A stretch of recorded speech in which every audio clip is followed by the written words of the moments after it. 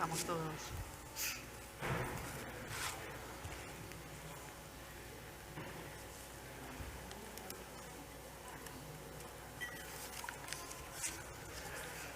Bueno, pues vamos empezando, ¿os parece?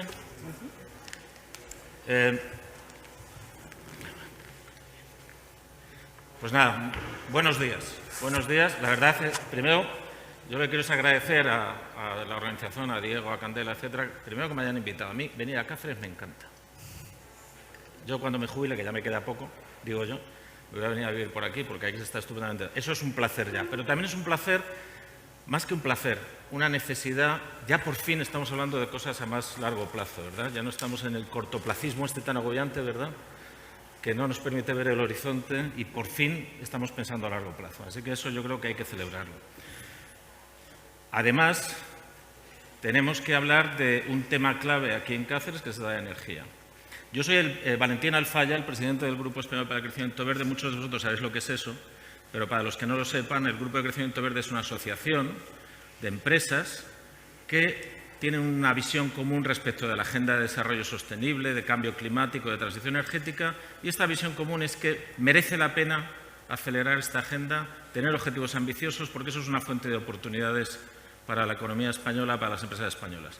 Y esto no lo dicen cualesquiera empresas, lo dicen más de la mitad del IBEX 35, que tenemos a bordo, grandes empresas, no tan grandes, pymes, micropymes, un conjunto de 60 empresas. Así que yo os invito a que veáis en la página web qué cosas defendemos, y una de ellas es precisamente pensar a largo plazo, generar certidumbre para atraer inversión privada a esto que llamamos la transición ecológica en el sentido más amplio del término. Y de lo que vamos a hablar ahora, con nuestros ilustres ponentes que ahora mismo voy a presentar, es de transición energética, pero fundamentalmente de electrificación. ¿Por qué? Bueno, ya sabemos que el problema del cambio climático tiene su base en el modelo energético, ¿no?, en cómo producimos, cómo distribuimos, cómo consumimos y dónde consumimos la energía. Y esto está detrás de cualquier actividad humana. De manera que si descarbonizamos el modelo energético, estamos dando un paso muy importante para cumplir nuestros objetivos de reducción de emisiones a escala global. Como elemento para la descarbonización, pues se viene hablando hace mucho tiempo de la electrificación, ¿verdad?, como el principal factor clave. Pero esto tiene matices, seguramente. Primero, no se puede a lo mejor electrificar a la misma velocidad todos los sectores económicos, ¿no? Hay algunos que tienen barreras importantes, hay otras tecnologías, ¿no?, que pueden ser complementarias o alternativas. Pues de esto vamos a hablar hoy con nuestros tres ponentes. Tenemos aquí mucho más ilustres y brillantes que yo, por supuesto. Primero a Marta Victoria, que es profesora de energías renovables de la Universidad de Aarhus, ¿no? Gracias por venir. Gracias a vosotros. ¿Has venido directamente de allí? ¿O? He pasado por Madrid, yo he tenido que hacer para allí. A Jorge Sanz Oliva, que ya nos conocemos hace tiempo, ¿verdad?, que es el director de NERA Economic Consulting. A ti te vamos a preguntar más sobre la parte más económica del proceso de electrificación y de transición energética. Y de lo que sí, o sea, que mejor. Y como dirían los británicos, last but not least, Olga García, que es la consejera para la transición ecológica y para la sostenibilidad de la Junta de Extremadura. Se está muy bien aquí en Extremadura, de verdad, ¿no? Sí. Así que, si os parece, lo que vamos a hacer, varias preguntas con contestaciones muy cortitas, si os parece. Yo, sin acritud, en cuanto os quede un minutito os voy a hacer un gesto, ¿sabes? Os lo voy a decir incluso para que podáis ir midiendo el tiempo. Entonces, si os parece, lo que vamos a hacer es una primera introducción, 5 minutitos, sin pasarnos de los 5 minutos. Yo os aviso cuando estemos llegando al tiempo, con una posición más general, ¿no?, más vuestra visión respecto del proceso de electrificación, si verdaderamente es la palanca, la panacea para descarbonizar el modelo energético, y si no es la panacea, ¿qué problemas le vemos al proceso de electrificación? ¿Qué retos tenemos que abordar? Empezamos por ti, Marta, ¿te parece? Genial, pues empiezo agradeciendo la invitación. Es un placer estar aquí y es un placer debatir de estas cosas. Y paso directamente a responder o intentar responder la pregunta de la mesa. ¿Hay que electrificar todo lo que podamos? Mi respuesta es clara, es un sí rotundo.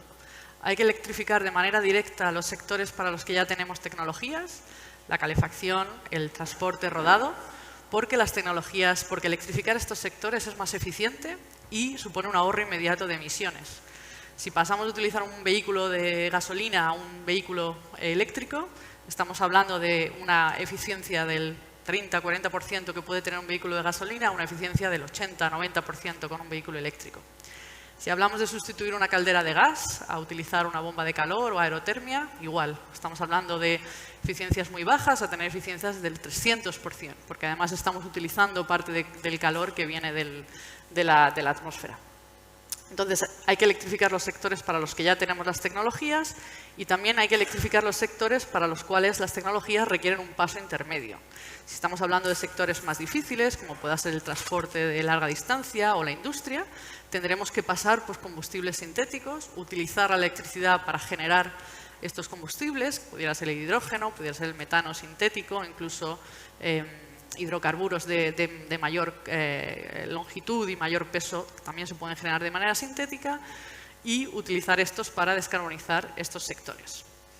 ¿Cómo conseguimos tanta electrificación? Pues yo digo un sí rotundo a electrificar y además hacerlo con energías renovables y principalmente eólica y fotovoltaica.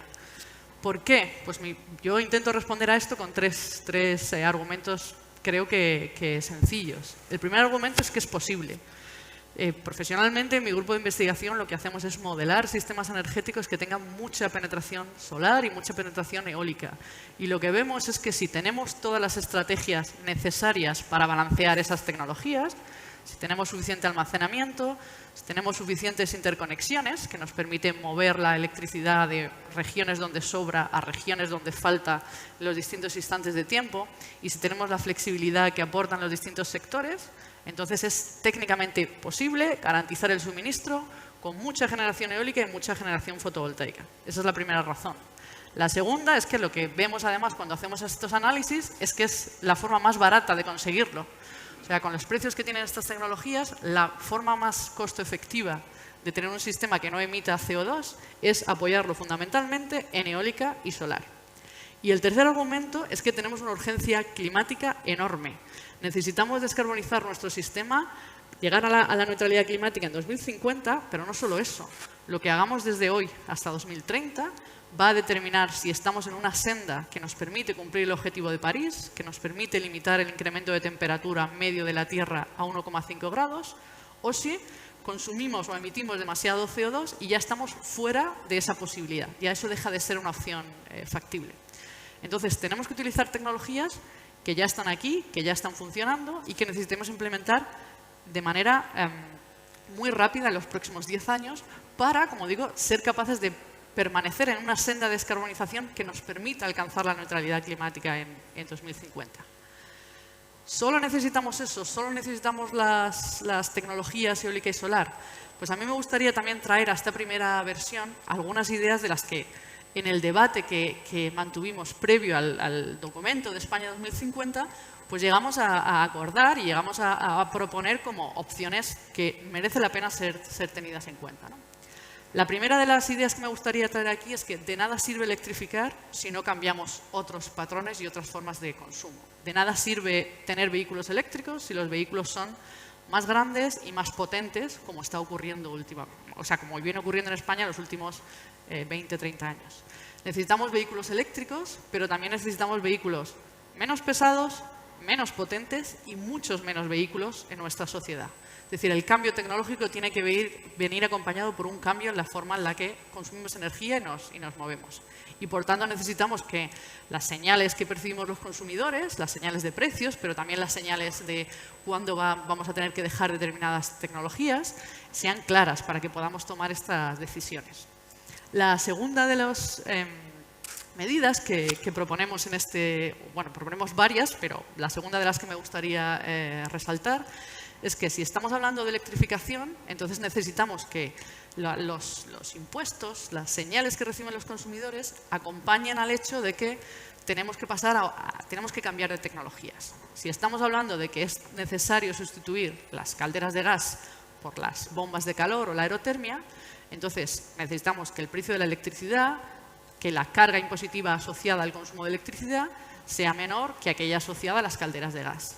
Y esto pasa por los impuestos de las distintas tecnologías, también pasa por el precio del CO2 y por el hecho de que tenemos que incluir las externalidades negativas de las tecnologías que utilizamos hoy para que cuando tengamos que tomar la decisión como consumidores, pues la cuestión económica o la comparativa económica nos ayude a tomar la decisión en el sentido que sería deseable. Y además vuelvo a incidir en esta idea de la urgencia climática, tan rápido como sería deseable. Porque el cambio climático hace que tengamos que aplicar el principio de precaución e intentar hacer la transformación en el tiempo necesario, y nos queda muy poco tiempo. Y la tercera... A nosotros nos queda muy poco tiempo también. Perfecto, a mí me queda una medida, 20 segundos. La tercera medida que se discute en este documento quería traer aquí a este debate. Si el proceso de transición energética supone un proceso que aumenta la desigualdad, supone un proceso en el que solo pueden acceder a estas nuevas tecnologías electrificadas aquellos que tengan un elevado poder adquisitivo, será un fallo enorme. La transición energética tiene que también ser una oportunidad de disminuir la desigualdad. Y para que esto ocurra hacen falta medidas que específicamente tengan como objetivo esto, que las nuevas tecnologías sean accesibles a todo el mundo y que los procesos supongan una disminución de la desigualdad.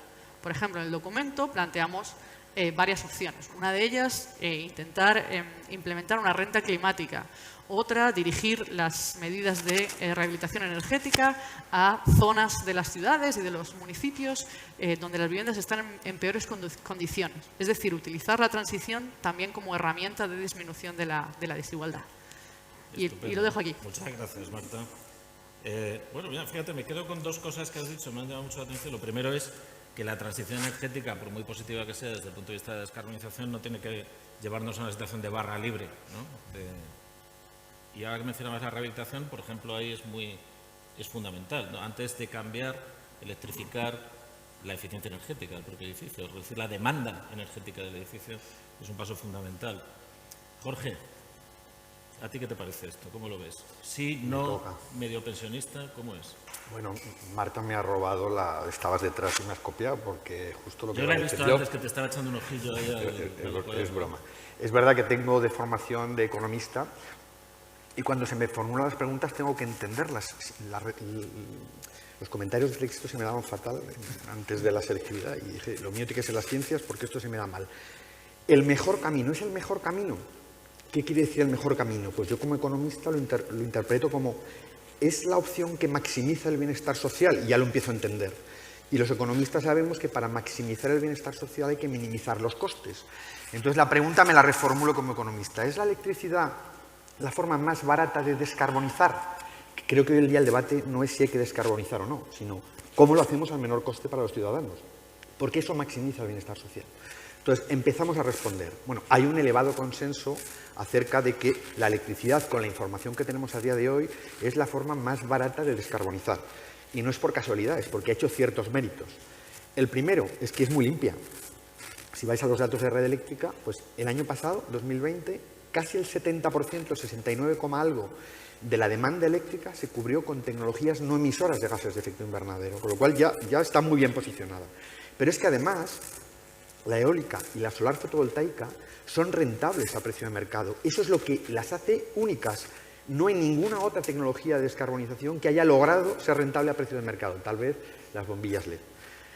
¿Y cómo lo han hecho? Con un esfuerzo brutal. Os recuerdo que en el año 2007, cuando se aprobó el Real Decreto 661, a la solar se le daban 450 euros megavatio hora de subvención, más el precio del mercado, que estaba en 45. Hoy ha revelado que es rentable por debajo de 30. Es brutal. Entonces, no es raro que haya un consenso acerca de que esta es una vía importante de descarbonización. Pero puede que no sea la única, sobre todo para algunos usos, consumos energéticos que no sean electrificables, y además puede haber otras que a lo largo de la transición pueden reducir costes igual que lo hizo la solar o que lo hizo la eólica. Entonces, la clave para garantizar que descarbonizamos al menor coste es algo que ha dicho Marta. Las señales tienen que ser las correctas. Y yo voy a contaros solo tres porque no me caben más, de algunos errores que hemos cometido, no siempre por culpa del Reino de España, a veces nos vienen de la Unión Europea, que son garrafales. Primero, y empiezo con la Comisión Europea, es una pena que se me hayan ido los representantes porque yo solo se lo quería contar. ¿Cómo es posible que todavía el sector del transporte y de la calefacción estén fuera de la obligación de comprar derechos de emisión? Tenía sentido en el 2005 cuando empezó a andar esto, pero es que han pasado casi 20 años. No es que son difusos, no, difusos son los consumidores, pero no los suministradores. Los suministradores en España están en un registro porque están autorizados, tienen una autorización administrativa. No es nada complicado obligar a los comercializadores de los derivados del petróleo y del gas natural a comprar derechos de emisión. Eso sería perfectamente posible. Y eso les beneficia. Cada vez que sube el precio del CO2, como se utiliza gas para producir electricidad y la generación eléctrica está obligada a comprar derechos, se encarece la electricidad y no se encarece ni la gasolina, ni el gasóleo, ni el de automoción, ni el gasóleo C. Esto es una distorsión que favorece al que contamina. Eso hay que resolverlo. Primer error. Segundo, tenemos una fiscalidad, y ahora voy con España, que es un desastre. La fiscalidad en energía no es medioambiental. Responde a las necesidades de recaudación de la hacienda pública, como todos sabemos. No hay impuestos que graven más al que emite más. Da igual.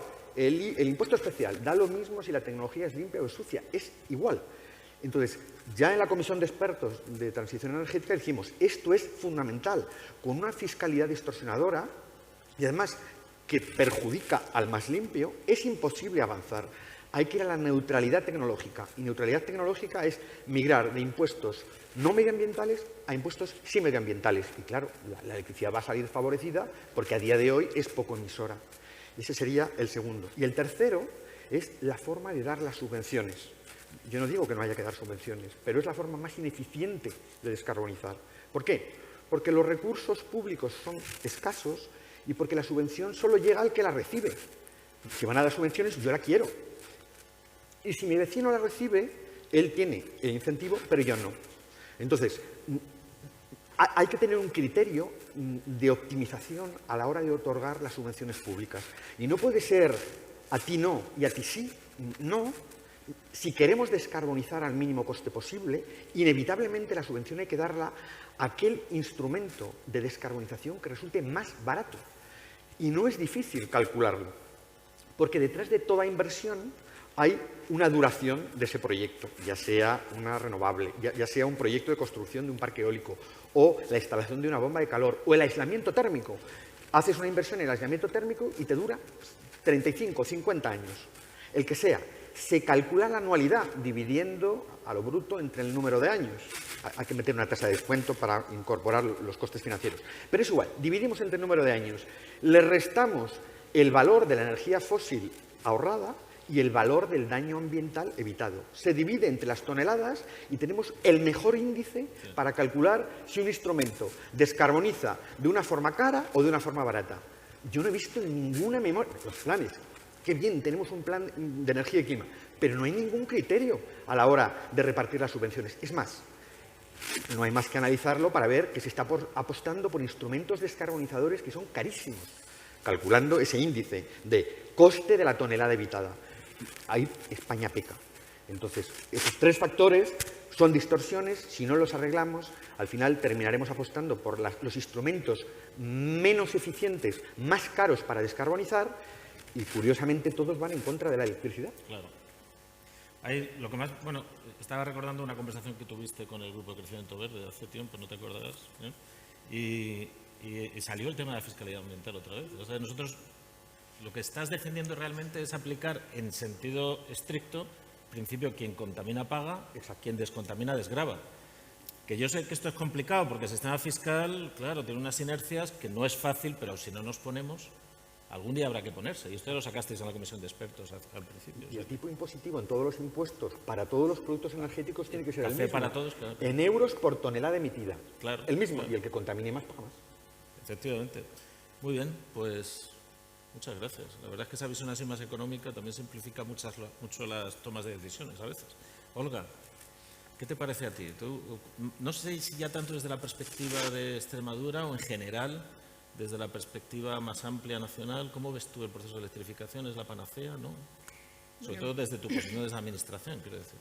En primer lugar, agradecimiento al foro, a la organización por la organización de estos diálogos aquí en Extremadura y encima, teniendo en cuenta la cartera que me corresponde, pues orgullosa de que estemos hablando precisamente y dialogando precisamente de energía, ¿no? Una cuestión en la que nosotros llevamos trabajando durante muchos años, un proceso de planificación muy intenso y que ahora empieza a dar sus frutos. Yo creo que un hecho relevante, yo creo que resume muy bien el fruto de ese trabajo intenso que llevamos haciendo a lo largo de los últimos 5 o 6 años, pues es que seamos la región con mayor potencia solar fotovoltaica de toda España, ¿no? Eso no es casualidad, eso no es casualidad, eso es fruto de un trabajo muy, muy intenso, como digo, principalmente acompañando a las empresas y ayudándolas a diseñar sus proyectos de la manera más adecuada y de la manera que mejor se integre en el territorio y de la manera que más riqueza cree en el territorio, ¿no? Hablando de la electrificación y contestando un poco a tu pregunta, me temo que nos vamos a repetir en algunos aspectos, porque yo creo que de esto ya se ha debatido muchísimo y yo creo que hay bastante consenso por los profesionales, ¿no? Yo creo que está claro que la Unión Europea pues dio un mandato claro en relación con la elaboración de las estrategias de descarbonización a largo plazo, de manera que los planes de energía y clima de los distintos Estados miembros pues debían contribuir a un sistema de elevada eficiencia energética con base a las energías renovables pues para reducir totalmente sus emisiones. Por tanto, clarísimas claves, elevada eficiencia energética y con base en el despliegue de las energías renovables. Esto es claro. Por otra parte, ya lo han dicho mis compañeros antes, la descarbonización va más allá de la electrificación. Esto es así, pero lo que está claro es que sin electrificación no hay descarbonización posible y tiene mucho que ver con las cuestiones que también se han comentado y que yo comentaba antes en relación con los mandatos que daba la Unión Europea. Garantiza una elevada eficiencia energética y luego otras cuestiones no menos importantes, yo diría que igual o más importantes, son cuestiones que tienen que ver con las económicas, ¿no? Con la rentabilidad económica, ¿no? Con el rendimiento al fin y al cabo. Yo creo que esto son unas reflexiones que yo creo que con las que existe, ya digo, bastante consenso. Por dar una clave regional en todo esto, aparte del comentario que he hecho al principio, recordar que estamos en Extremadura, compuesta por 2 provincias, yo creo que la provincia con mayor territorio de entre el conjunto de las provincias a nivel nacional, con 400 municipios, es decir, con una población muy repartida, poca población y muy repartida, y por tanto hay que recorrer amplias distancias para conectar unos núcleos de población con otros.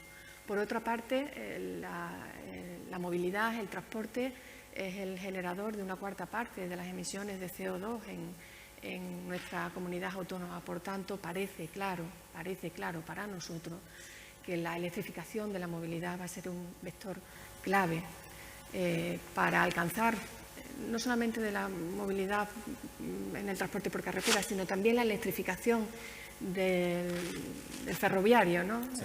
Que está más pronto que tarde va a llegar, pues van a ser cuestiones clave a la hora de alcanzar esos objetivos que nos hemos marcado con nuestro Plan Extremeño Integrado de Energía y Clima Horizonte 2030, que comentaba el presidente al comienzo de las sesiones de hoy, con el que pretendemos alcanzar un 100% de energía renovable en nuestro parque de generación de energía eléctrica. Actualmente estamos en el 74%. Esperamos alcanzar también una disminución de los consumos de energía en un 22%, una contribución de las renovables en el consumo de energía primaria del 40% y del consumo de energía final del 36%.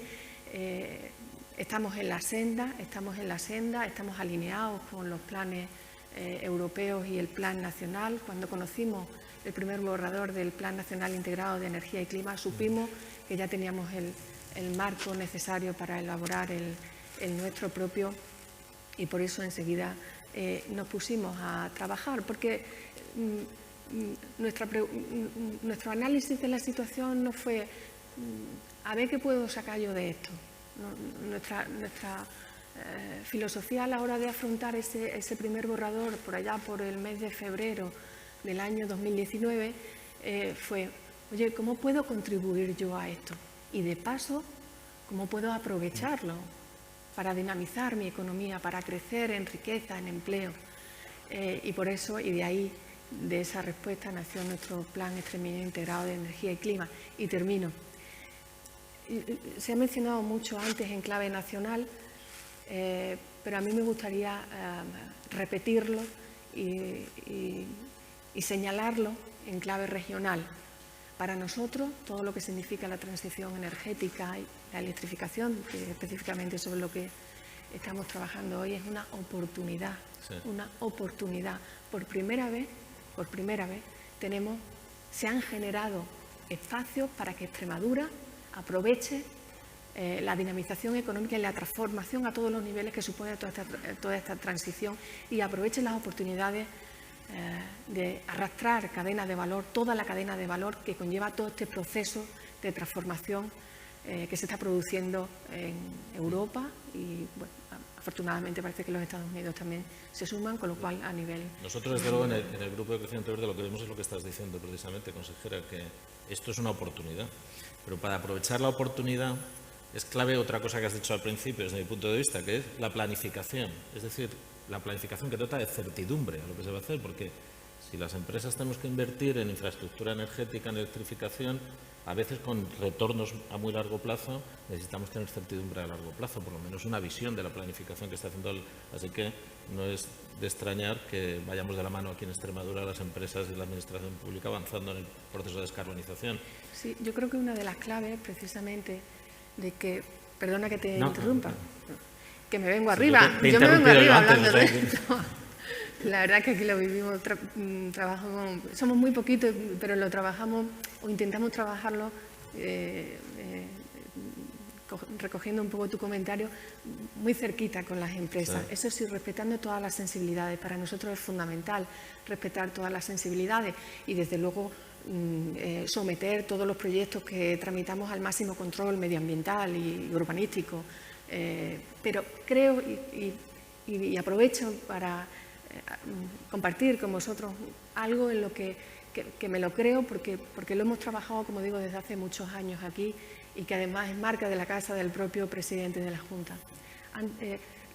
Lo habitual, la forma en la que tienen de trabajar las empresas aquí en Extremadura, y yo creo que es una clave del éxito y de que seamos la primera en la tecnología solar fotovoltaica, porque ha reducido mucho sus costes, pero si las otras también hubieran reducido los costes, también se estarían desplegando. Esperamos que en el futuro también se despliegue. Pero yo creo que una de las claves del éxito en ese despliegue solar fotovoltaico en Extremadura es que se hace un trabajo previo muy importante con las empresas. Claro, eso es lo que da certidumbre. Claro. Se las recibe, se les explica, se trabaja con ellas durante mucho tiempo, de manera que cuando presentan el proyecto... Pues ya se sabe. Eso es una de las cosas que pedimos nosotros. La tasa de error siempre hay que pasar todo el proceso administrativo con los máximos controles, pero la tasa de error pues se disminuye mucho, claro, lógicamente. Pues sí, o sea, eso es dar el salto de la empresa como, una vez es contratista, otra vez es financiadora, a la empresa como socio de la administración para un bien común y un fin común. Y en este proceso todo el mundo, hay consenso, Marta, estamos contentos. Yo quería disentir por aquello de que haya ¿Ya debate. no te gusta la electrificación? No, la electrificación me sigue gustando mucho y creo que estamos muy de acuerdo en ello, ¿no? Pues venga, como es tu turno ahora, venga, a ver, pero ya de paso, sí, yo quería preguntarte también, aunque ahora no sabes ese comentario, porque estamos todos de acuerdo, hay que electrificar todo lo que se pueda.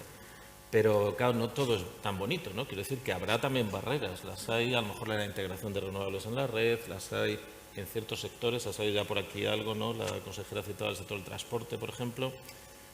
Esos lados oscuros, digamos, o grises, ¿tienen solución tecnológica? ¿La van a tener en breve?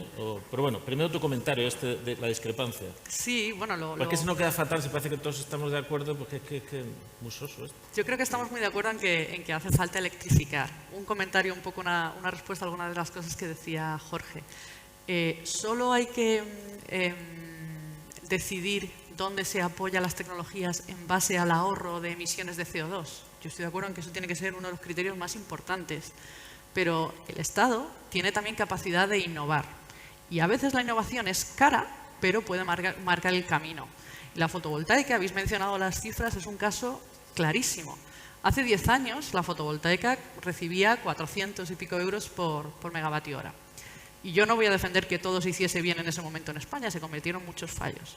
Pero es gracias a una apuesta de España, de Alemania y de otros países europeos, gracias a pagar la fotovoltaica a un precio más elevado, que se generó un mercado y que esa tecnología aprendió y aprendió de manera muy rápida y hoy, 10 años después, es, según la Agencia Internacional de la Energía, la tecnología que genera la electricidad más barata. Eso es mérito también de este apoyo institucional y es algo que hay que reconocer. El Estado y las administraciones en distintos niveles, cuando apoyan tecnologías, son capaces de marcar el camino y de innovar. En esta misma línea... O sea, lo que quieres decir, perdona Marta, es que no siempre hay que pensar solo en el factor de coste de abatimiento, sino que a veces hay que dar un paso adelante y ¿eso lo ves tú así también, Jorge? A ver, ¿cuántas patentes tenemos en solar? Ninguna. Algo hemos hecho mal. Entonces, puedes apoyar una tecnología por el lado de la oferta o por el lado de la demanda. Los países listos lo hacen por el lado de la oferta y además desarrollan la tecnología sí. Y luego te la cobran. En España no hicimos apoyo al desarrollo por el lado de la oferta. Nos liamos a instalar paneles por todas partes. Sí. Y eso nos ha costado 6.500 millones de euros en renovables que pagamos todos los años. Es cuestionable si el esfuerzo ha valido la pena en una fase tan inmadura de la tecnología. Entonces, yo creo que es más inteligente hacerlo como lo hacen los americanos, un laboratorio con dinero federal que se dedica al desarrollo de la oferta. Son los dueños de las patentes y al final tienen. Claro, vale. Y nosotros las pagamos. Es decir, yo no estoy en contra, pero siempre es mucho mejor desarrollar la tecnología por el lado de la oferta que por el lado de la demanda. Bueno, sale más barato.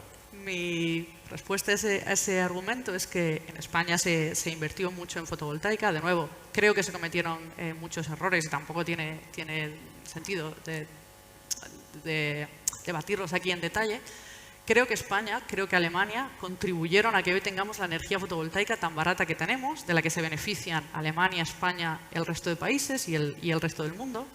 Creo que hay un conocimiento fotovoltaico en España muy útil. Creo que en España hay empresas punteras que miden plantas, conozco, que tengo compañeros que trabajan en ellas, que caracterizan plantas fotovoltaicas, que las miden, que las diseñan.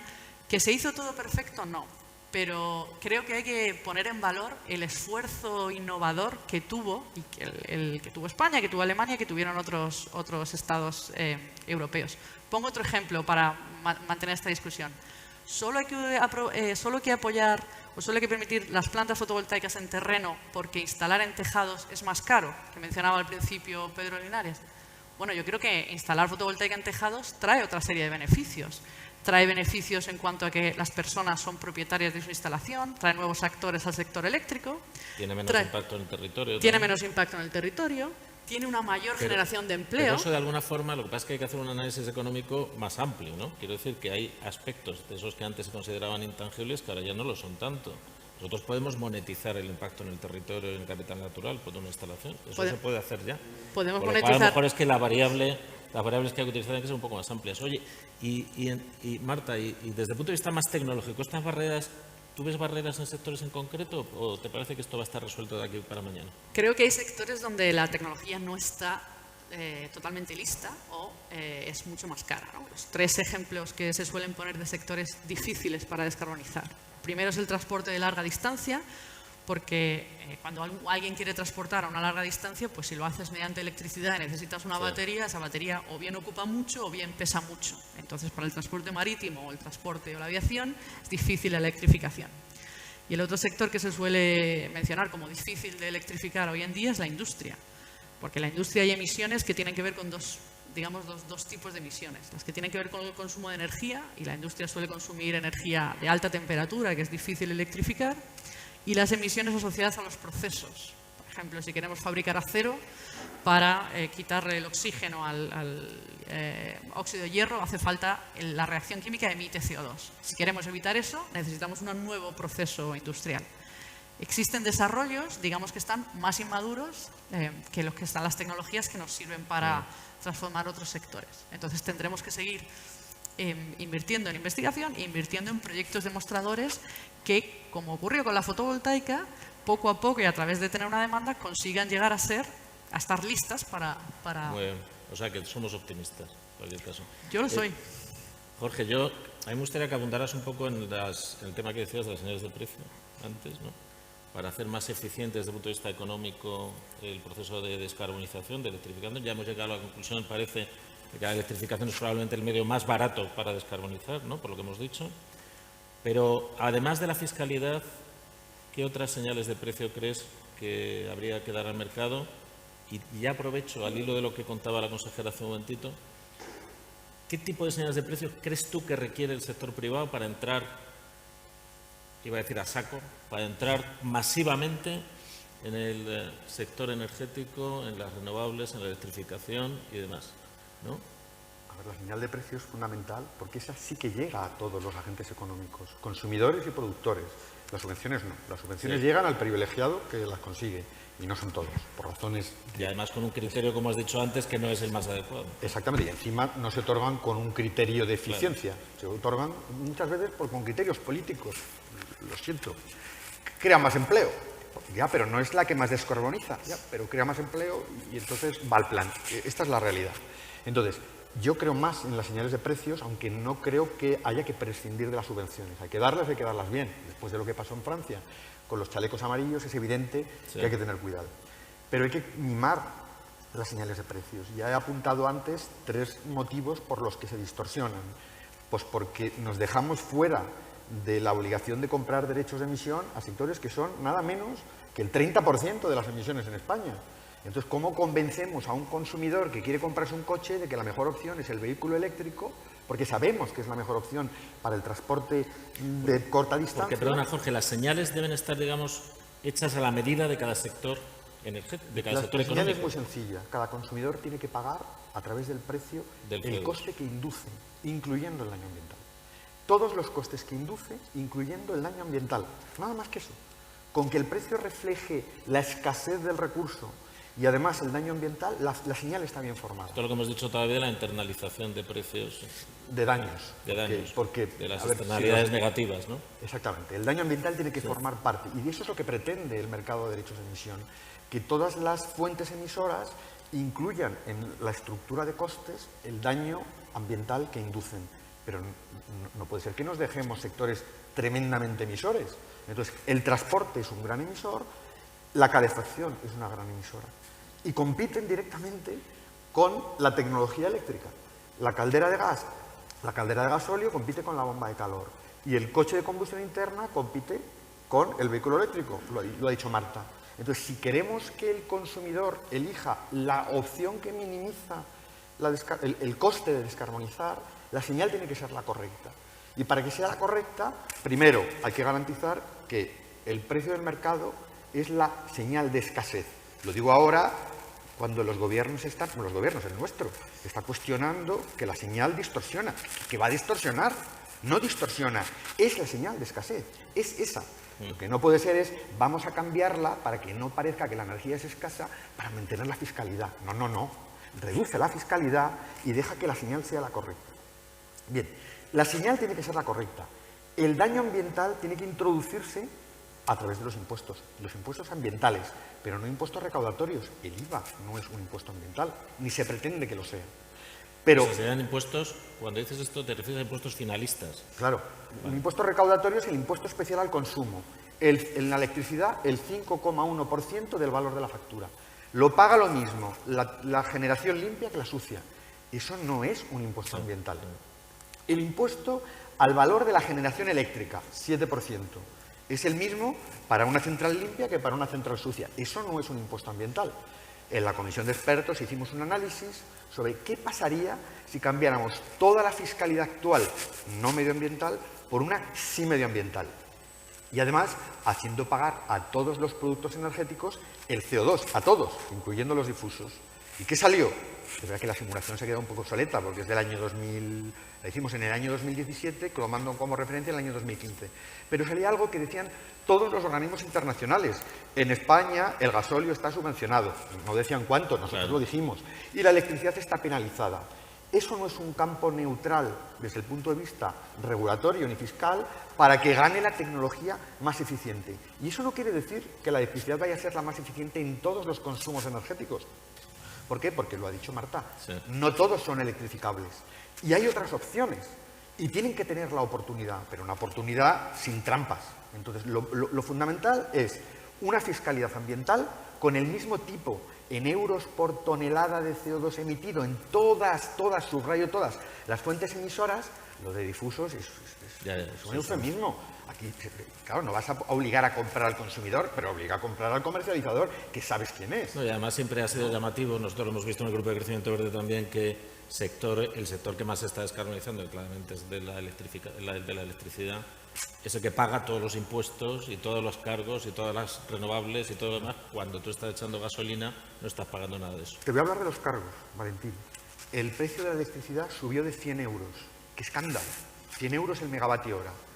Si te vas al BOE y miras los cargos en las horas punta los han quitado ahora, 106 euros el megavatio hora. Fíjate. Nadie lo discutía, porque no lo sabían, pero está en el BOE y lo pagamos.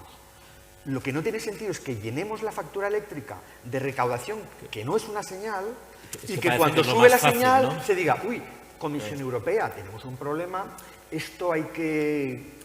para que el consumidor perciba que la energía es abundante cuando es escasa. Eso es sinónimo de problema de suministro a medio plazo. Claro. Eso es lo que no hay que hacer. Entonces, aligeremos la fiscalidad, que sea ambiental, no la toquemos, y dejemos que las señales funcionen. Y de esa manera, el instrumento más eficiente terminará teniendo el consumo en su lugar. Ya sabemos, como ha dicho Marta, los procesos industriales de alta temperatura no son electrificables. Ahí tiene que haber otras opciones. Intuimos por dónde van. El transporte marítimo, el transporte aéreo. En el transporte por carretera a larga distancia hay debate. Hay gente que dice, bueno, las yo creo que tecnológicamente hay más soluciones. La aviación es mucho más complicada. Claro, pero si hay debate, si hay opciones, dejemos. Hablando, fíjate, ahora, y aprovechando una cosa que decía la consejera en su primera intervención, has mencionado el transporte, ¿no? Y entonces, claro, claramente en la comunidad estáis por el proceso de electrificación, pero claro, encontráis barreras en algunos sectores, ¿no? Y de hecho tengo aquí ya una pregunta, voy a ir metiendo ya preguntas de las que hemos recibido de la audiencia, ¿no? Y hay aquí una pregunta en concreto que va dirigida precisamente a ti, Olga, que tiene que ver con esto, ¿no? Que tiene que ver con las barreras que ves en ciertos sectores, ¿no? Y en particular te pregunta por el transporte, y dentro del transporte en particular por el ferrocarril y la electrificación del ferrocarril, ¿no? ¿Cómo estáis abordando esas barreras en algunos sectores que son más difíciles de electrificar, ¿no? En vuestra planificación? Sí, déjame que haga un pequeño paréntesis y entro a contestarte, ¿vale? Porque no me gustaría dejar pasar algún comentario que se ha hecho en relación con la fotovoltaica y que también se hizo en una de las mesas anteriores. Son dos reflexiones muy rápidas. La primera es que yo creo que uno de los resultados de la disminución de los costes y de la mejora tecnológica de la fotovoltaica son las oportunidades que nos ofrece el autoconsumo hoy en día. Y yo creo que eso hay que aprovecharlo, ¿no? Porque el autoconsumo... Pues tengo aquí otra pregunta que era sobre el autoconsumo, precisamente. Porque te estaban preguntando también, ya vamos a resolver todas las preguntas de un tirón con la consejera, pero te estaban preguntando también, perdona Olga, ¿cómo vais a fomentar, si creéis que hay que fomentar el autoconsumo en Extremadura? O sea, que tenemos el autoconsumo, las barreras en algunos sectores, el transporte, el ferrocarril. Luego me lo vuelves a recordar. Otro voy recordando. Bueno, termino con ese pequeño comentario del autoconsumo. El autoconsumo hoy en día es rentable por sí mismo. Es rentable por sí mismo. Ahora hablaremos un momento de cómo vamos a seguir acompañando el despliegue del autoconsumo, pero es una realidad. Hoy en día el autoconsumo es rentable. Y luego otro comentario, y ahora entro ya a responder, ¿vale? Cuando se habla de posibilidades de elegir entre... ¿Por qué no se plantean el despliegue fotovoltaico solo en cubierta en lugar del suelo? ¿Es que es más caro o es más barato? No es posible afrontar una transición energética y cumplir con los objetivos climáticos. No es posible si no desplegamos fotovoltaica de todos los tamaños. No es posible hacerlo solo con el autoconsumo. No es posible. Deben ser complementarios, pero no es posible hacerlo solo con el autoconsumo. No nos hagamos trampas al solitario. No defendamos que queremos alcanzar unos objetivos climáticos ambiciosos, no exento de dificultades, ambiciosos solamente con el autoconsumo, porque eso no es posible. Y ahora tenía que hablarte del transporte. ¿Tenéis una planificación para el autoconsumo? Así vale, para... Sí, mira, nosotros en noviembre del año 2019, parece que hemos estado hablando de autoconsumo hace un montón de años, realmente, cuando se le quitó el freno, porque había un freno real regulatorio en el BOE al despliegue del autoconsumo, es en noviembre del año 2018, no hace tanto tiempo. De hecho, yo creo que en materia energética regulatoria no se ha hecho tanto en tan poquísimo tiempo, especialmente con el autoconsumo, retirando ese famoso impuesto al sol que entonces había, ¿no? Efectivamente, la reacción de la ciudadanía y de las empresas no fue automático, ¿no? Me quitan el impuesto al sol, ya no, porque lo que se había creado es temor por si volvía otra vez atrás un poco el BOE. Y eso costó su tiempo, costó. Es verdad que ahora, al menos en Extremadura, las empresas se lo creen, la ciudadanía se lo cree. Como decía, el autoconsumo rentable, en noviembre del 2000, no me quiero desviar, noviembre del 2019, aquí en Extremadura, el presidente de la Junta de Extremadura firmó un acuerdo para el fomento del autoconsumo con 13 entidades públicas y privadas a nivel regional, pero también a nivel nacional, de la que luego se derivó una mesa para el autoconsumo, para el impulso al autoconsumo, que ha estado trabajando en distintas sesiones y anualmente ha ido elaborando planes. ¿En qué se ha materializado esos planes? Pues en despliegue de líneas o intensificación de líneas de ayuda, en campañas mediáticas de concienciación. Yo creo que esto es muy importante para que las empresas y la ciudadanía se quite el miedo y conozca esas posibilidades. Y como te decía, lanzamos líneas propias sobre autoconsumo, fuimos pioneros en España, veíamos las posibilidades claramente y últimamente pues se han sumado a través del mecanismo de recuperación líneas territorializadas para el fomento del autoconsumo. Próximamente, antes de que termine el año, ya tenemos territorializadas algo más de 14 millones de euros para distintas líneas solo con autoconsumo y almacenamiento, y abriremos esas convocatorias, como te digo, antes de final de año, con lo cual yo creo, de hecho, una clave, en lo que llevamos del 2021, el autoconsumo en Extremadura se ha multiplicado por 6 con respecto a lo que había en el año 2020, con lo cual evoluciona bastante bien el despliegue. Y luego una cosa en un minutito, si puedes, consejera, sobre estas barreras en sectores como el transporte. ¿Cómo estáis abordando la electrificación o qué pensáis que se puede hacer en el sector del transporte? Sí, la realidad es que la realidad en Extremadura, ¿cuál es? Yo la comentaba antes, ¿no? Población dispersa, casi 400 municipios, población muy repartida, largas distancias, población envejecida, en la que el transporte tanto de personas como de mercancías se hace a través de turismo, a través de autobús, o sea, fundamentalmente carretera. Y a través de transporte pesado. Sí, ¿por qué? Pues porque el tren que tenemos ahora, que no es electrificado todavía, lo será, pues tiene muchas carencias, tiene muchísimas carencias. ¿Eso qué provoca? Pues que la penetración de la movilidad eléctrica en Extremadura pues tenga que mejorar sustancialmente, pues es muy discreta. Entonces, ¿qué hicimos? En el año 2018 elaboramos una estrategia de impulso al vehículo eléctrico y abrimos líneas de ayuda específicas con intensidades altas, entre otras cosas porque tenemos nuestra renta está por debajo de la media nacional, por tanto necesitamos alimentar y ayudar a hacerlo atractivo, ¿no? Líneas que han funcionado bien y que ahora vienen a complementarse con los planes MOVES del Gobierno nacional. Hay abierto un plan MOVES 2, estará abierto hasta principios del año 2022 y antes de final de año, simultáneamente con la del autoconsumo, pues nos parecen dos políticas fundamentales que hay que impulsar, abriremos el MOVES 3 con 11,2 millones de euros, con lo cual hay barreras y hay que ayudar a que terminen de arrancar esa electrificación del transporte por carretera a través de líneas de ayuda. Yo creo que es una señal necesaria. Otra cuestión que tiene que ver con la movilidad es en la mejora de las infraestructuras de recarga, ¿no?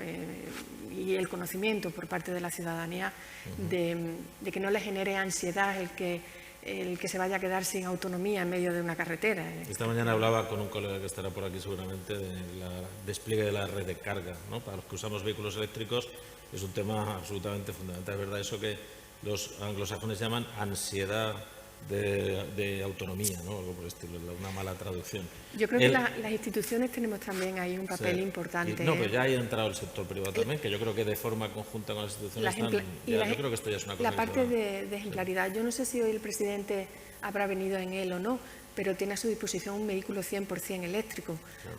Yo creo que es importante ese aspecto también. Tengo aquí una pregunta también de la audiencia. Estamos mezclando, como veis, así preguntas ya de la audiencia, aprovechando para que tiene algo que ver con una cosa que decías tú también hace un momento, Marta, que es lo de evitar la barra libre, ¿no? Esto es una tentación cuando tienes energía barata, energía que no es contaminante, aparentemente no contaminante, aunque tengas todo es contaminante al final. Claro, pues, ¿para qué me voy a preocupar de la eficiencia energética, ¿no? ¿Qué papel le veis que juega la eficiencia energética? Tiene un papel, digo yo, ¿no? Hemos puesto el ejemplo de la rehabilitación. Sí, sin duda. Tenemos que reducir el consumo de energía siendo cada vez más eficientes. Yo creo que aquí también hay bastante consenso. Yo quería también aprovechar esta breve intervención para apoyar dos ideas que se han dicho que me parecen importantes, ¿no? La primera la decías tú, Olga, y estoy totalmente de acuerdo. Hace falta mucha fotovoltaica porque tenemos, como decía en mi primera intervención, una urgencia muy importante. Y esa fotovoltaica tiene que ser en tejado y tiene que ser en territorio. Tenemos, creo que se ha mencionado también esta mañana, 6 gigavatios anuales de renovables. Tenemos por delante un reto muy grande, mantener unas tasas de instalación muy altas y para eso nos va a hacer falta tanto fotovoltaica en tejado como en territorio. Entonces, ahí totalmente de acuerdo con ese mensaje. También con el de Jorge. Los sectores que hoy no están dentro del mercado europeo de emisiones, que no pagan por el CO2, tienen que empezar a pagar por él para que las señales sean claras. Y yo creo que dentro del paquete que se comentaba antes, dentro del paquete europeo Fit for 45, del paquete que nos va a ayudar a aumentar los objetivos a 2030, una de las cosas que se plantean es precisamente eso, meter estos sectores calefacción y transporte dentro del mercado de derechos de emisión para que también tengan que pagar por las externalidades negativas. Y creo que esto apunta en la dirección buena, ¿no? En que todo el mundo vea esta señal. Por retomar un poco la pregunta que me hacías sobre la eficiencia, sin duda hace falta consumir cada vez menos y de nuevo hay oportunidades aquí muy útiles para que esta transición sirva además como palanca de reducción de desigualdades. Hay muchos municipios que están implementando planes de rehabilitación energética donde se cambia la envolvente de un edificio y al mismo tiempo se dota al edificio de ascensor, permitiendo una movilidad mucho más grande de la que ya existe a las personas mayores que viven en ese edificio. Y además estas ayudas van destinadas dentro de una ciudad, a barrios particularmente sensibles. De manera que esto es una herramienta para también cohesionar ciudades y cohesionar municipios que hay que utilizar. Esto que estás diciendo me lleva a haceros una pregunta, que yo creo aquí Olga seguro que tiene algo que decir y Jorge también, respecto del sector de la edificación, ¿no? Porque el sector de la edificación genera un 30% de las emisiones más o menos en nuestro país, cerca del 30%, entre el 25 y el 30%, ¿no? 26, 27. Creo que es menos. Bueno, habría que mirarlo. Yo creo que de edificación no me refiero al proceso de construcción, sino no, la calefacción. Entonces, en este contexto claramente hay que abordar proyectos de renovación urbana intensos, masivos, que además son generadores de empleo y que, como decía Marta hace un momentito, es que además contribuyen a cubrir el gap de desigualdades sociales que se producen en muchos sitios. Ahora, lo hemos visto durante la pandemia, claro, en el confinamiento, pues no es lo mismo quedarse confinado en una casa preciosa a mitad del campo con 2 pisos que quedarse confinado en un piso de 40 metros cuadrados con 3 hijos, ¿no? Entonces esto nos ha llevado, aparte de la habitabilidad que tiene, de las viviendas que tienen. Pero claro, aquí primero, ¿tiene la electrificación un papel aquí también en el proceso de rehabilitación? La eficiencia energética ya hemos dicho que es clave y que debería ir siempre la reducción de la demanda antes del cambio energético. Pero muy importante, ¿cómo hacemos para que esto se convierta en un proceso masivo? Tiene que ser, como decía aquel concejal que decía, yo quiero una estatua ecuestre lo que cuestre, ¿no? Pues esto tiene que ser ecuestre lo que cuestre o también tenemos que aplicar criterios de eficiencia económica. ¿Cómo hacemos esto para atraer capital privado, para que esto sea masivo, para que sea verdaderamente un sector nuevo de la economía, el de la rehabilitación? Yo llevo detrás de esto una década y todavía no he sido capaz. A lo mejor los fondos ahora es una oportunidad para eso. ¿Cómo lo veis? Olga, Jorge, Olga. Si quieres empiezo yo, pero quería apuntar una cosa que ha comentado Olga. Estupendo. Y es que el autoconsumo no es rentable, por eso lo subvencionamos. Lo que pasa es que la subvención no se ve, pero está subvencionado. Y luego, si queréis, lo debatimos. Rentable no es, ¿vale? Entramos en las tarifas, y, claro, está ahí la subvención, ¿vale? el aislamiento tema de térmico la edificación. La calefacción es un Hay que problema. electrificarla. Hay que descarbonizar, hay que descarbonizar. Vale. Entonces, ¿cuál es la mejor forma de descarbonizar? Bueno, pues vamos a analizar. Una opción es poner una bomba de calor, esa es la vía eléctrica. Otra opción es aislamiento térmico. Y lo que he dicho antes, es muy sencillo, es calcular el coste por Es tonelada que no evitada. debería de hacerse una cosa sin la otra, ¿no? Habría que siempre reducir la demanda del edificio. No, porque ¿O no? fíjate, para 2050 tenemos un objetivo de descarbonización que es brutal. Eso quiere decir que la calefacción, si puede ser eléctrica, tendrá que ser eléctrica. Entonces, si hacemos aislamiento térmico, reducimos el consumo de combustible fósil a la mitad, pero no al 100%, a la mitad. Y con eso no nos vale para el 2050. Habrá que hacer bomba de calor.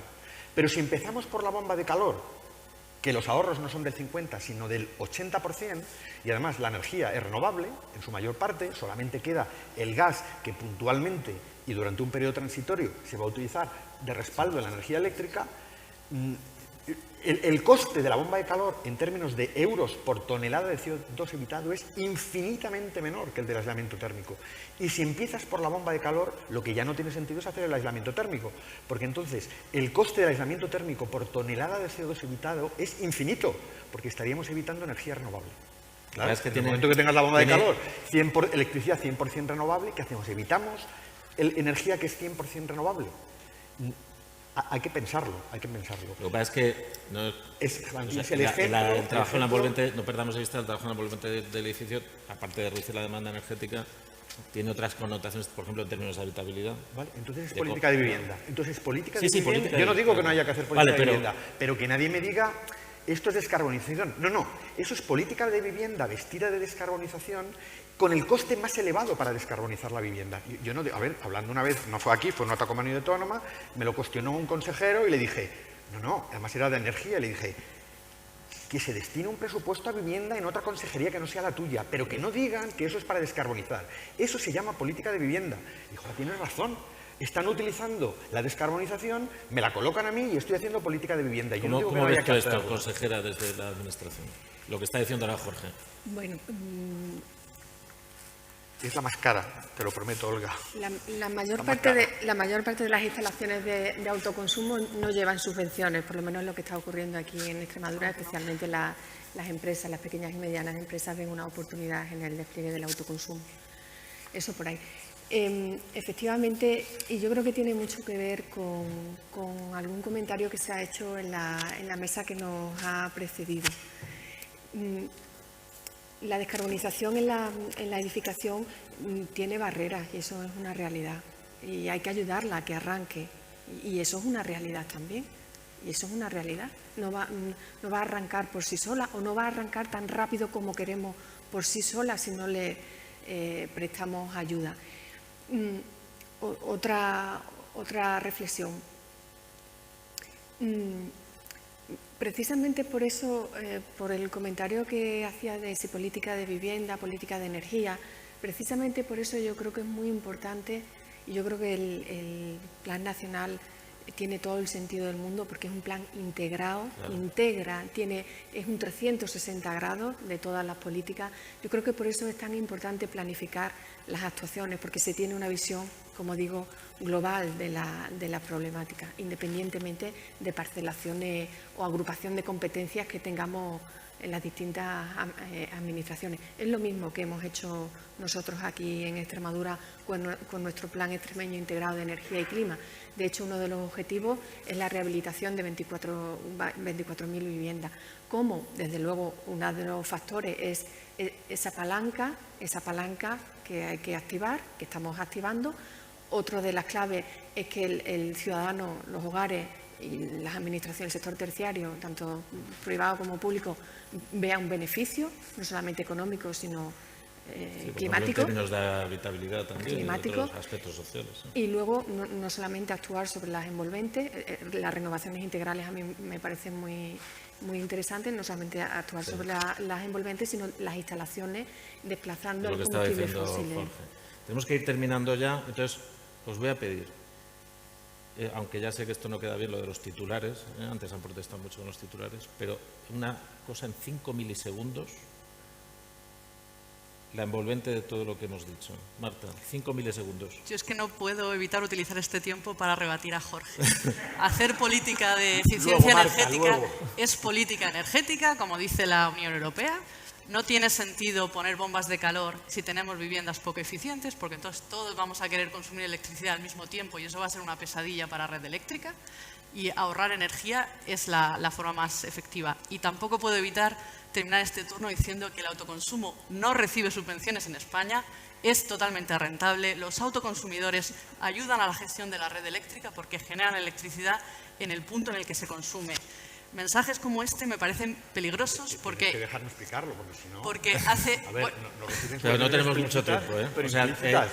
puede ser, perdona Marta, puede ser en un minuto, Jorge? En un minuto. Es a Venga. través de la factura eléctrica. El término de energía de nuestras facturas está hinchado. No solo paga los costes variables, que tiene que pagarlos, sino una parte de los costes fijos. El autoconsumidor, que no paga el término variable, se libra de pagar los combustibles que no usa, claro, por supuesto, pero se libra de pagar una parte de los costes fijos que le son imputables y se los coloca al que no autoconsume. Esa es la subvención. Vale. Está escondida. ¿Cómo que no? Los 106 euros megavatio hora de los cargos van en euros megavatio hora y el autoconsumidor no las paga. Eso se llama subvención. No, ese, eso es como la copa de un pino. Lo que pasa es que no lo queremos ver. Está subvencionada. Y es regresivo, porque encima se lo pagamos al que tiene chalet, que es el que se pone el tejado. Yo prefiero que haya debate. Esto es debate, de Esto verdad. es debate. Bueno, pero hay que debatir. Es todo super polite. Hay que debatir, Valentín. Bien. Mi mensaje final. Neutralidad tecnológica. Señales antes que subvenciones mal dadas o escondidas. Neutralidad tecnológica. O sea, transparencia. Transparencia, reforma fiscal, subvenciones dadas en función de lo que cuesta evitar una tonelada y, por Dios, los sectores difusos al ETS. Consejera, Olga. A ver, sí, soy capaz. La descarbonización es una cuestión absolutamente inaplazable que tiene como pieza clave y vector fundamental la electrificación, en la que las energías renovables y la eficiencia energética son fundamentales y además porque significa una oportunidad de dinamización económica, mejora, crecimiento de empleo, generación de riqueza y por tanto mejora del bienestar. Estupendo. Pues nada, vamos a terminar aquí. Yo diría 3 cosas para terminar. La primera, ¿es la electrificación el mejor camino para descarbonizar? Parece que sí. Pero tenemos algunas barreras tecnológicas, aunque somos optimistas, moderadamente optimistas. Hay que lanzar las señales de precio adecuadas, transparentes, y necesitamos administraciones como la que representa Olga, que cuenten con las empresas desde el principio, sean capaces de planificar a largo plazo para que nosotros traigamos el capital privado que hace falta a esto. Lo más importante, la hora de la comida. Ahora, muchísimas gracias.